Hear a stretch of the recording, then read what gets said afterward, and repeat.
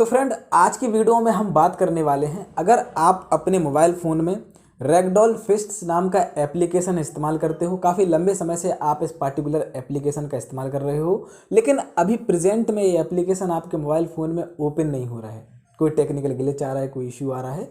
तो आज की वीडियो में फ्रेंड हम बात करेंगे कि कैसे अपनी इस प्रॉब्लम का सॉल्यूशन ले सकते हैं। देखिए फ्रेंड, होता क्या है, जब भी हम किसी भी एप्लीकेशन का लगातार इस्तेमाल करते रहते हैं तो उसकी जो स्टोरेज होती है वो बहुत ज़्यादा मात्रा में बढ़ जाती है, जिससे कि फिर वो एप्लीकेशन हमारे मोबाइल फ़ोन में प्रॉब्लम करना शुरू कर देता है। तो भाई इसका फाइनल सॉल्यूशन क्या है, चलिए इस पर हम बात करेंगे। सबसे पहले क्या करेंगे फ्रेंड, हम इस एप्लीकेशन पर टैप किए रहेंगे।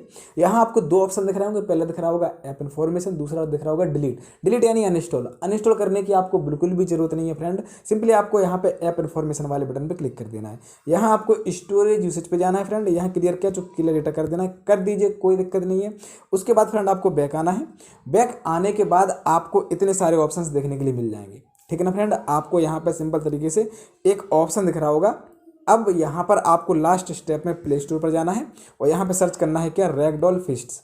सिंपल तरीके से रैगडॉल फिस्ट्स, ये वाला एप्लीकेशन।